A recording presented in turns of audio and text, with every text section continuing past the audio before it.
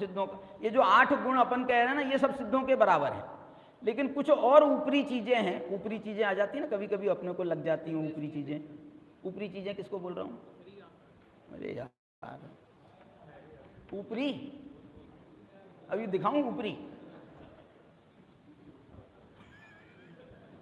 तो जैसे ऐसे सिद्धों में तुम जबरदस्ती कुछ ऊपरी चीजें लगाओ कि साहब ये कहाँ से सिद्ध हुए हैं, बोले ये नंगा नंग हैं, ये सोनागिर वाले, अच्छा, और ये पार्श्वनाथ हैं, ये सम्य शिखर वाले, ये महावीर हैं, ये पावा, ये माने क्षेत्रों से भी हमने सिद्धों में बंटवारा किया कि नहीं किया? आज भी कर रहे हैं।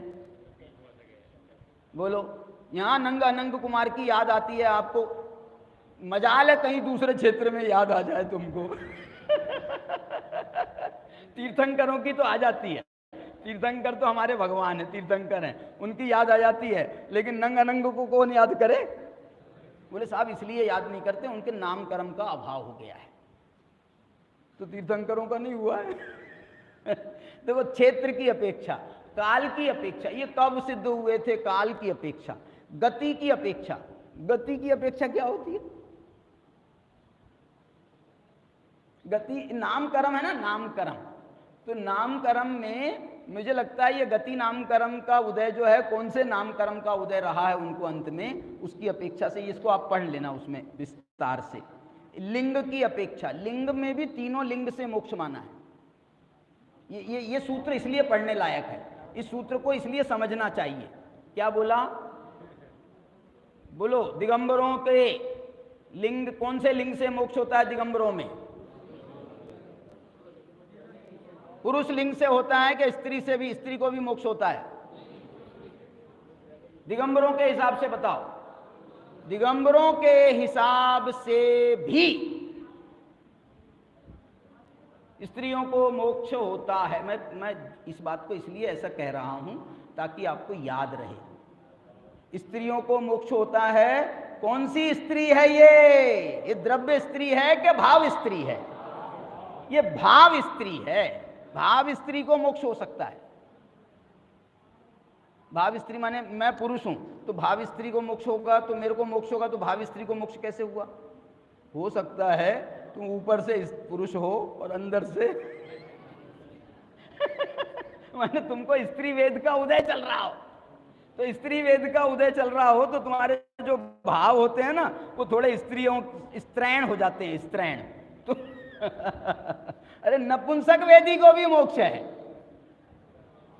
और ये इसलिए कहा जा रहा है कि किसी जीव को अंत में पुरुष वेद का अभाव होता है। 9वें गुण स्थान में किसी को स्त्री वेद का होता है, किसी को नपुंसक वेद का होता है। तो इस कारण से अंत में जो वेद रहा उसका आरोपण यहाँ पर किया जाता है, उसके आरोपण से मोक्ष का संबंध बताया गया। तो ये हो गया तीर्थ, चारित्र, प्रत्येक बुद्ध, बोधित, ज्ञान, अवगाहना। अवगाहना की अपेक्षा वर्तमान में सिद्धों में अंतर है। ये 3.5 हाथ के, ये 7 हाथ के, ये 500 धनुष के, ये अवगाहना की अपेक्षा। अवगाहना अंतर की अपेक्षा भी है। अंतर माने काल का अंतर होता है। संख्याओं की अपेक्षा अंतर होता है, कितने जीव एक साथ मोक्ष गए वगैरह वगैरह। अल्प बहुत्वता है, और एक बहुत प्रकार से अल्प बहुत्व इसमें माना जाता है। अल्प बहुत्व के लिए उदाहरण ऐसा दिया जाता है कि 6 महीने 8 समय में 608 जीव मोक्ष जाते हैं। सामान्य से तो एक एक करके 6 महीने 8 समय में चले जाते हैं, में एक एक करके 608 जीव। लेकिन कभी कभी ऐसा होता है कि पूरे 6 महीने कोई मोक्ष नहीं गया, ये अल्प बहुत्व है। कोई मोक्ष नहीं गया, फिर 608 का नियम कैसे पलेगा? अरे बाप रे, बड़ा संकट आ गया, एक भी मोक्ष नहीं गया। इसलिए तो कहा 6 महीना 8 समय। तो ये जो 8 समय बचे हैं ना, इन 8 समय में हम 608 को मोक्ष पहुंचा देंगे।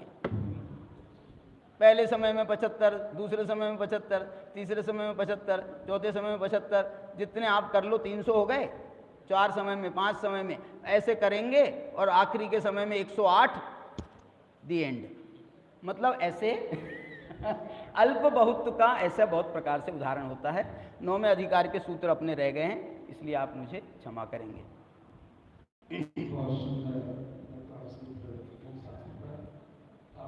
लोग आगे इसका स्वाध्याय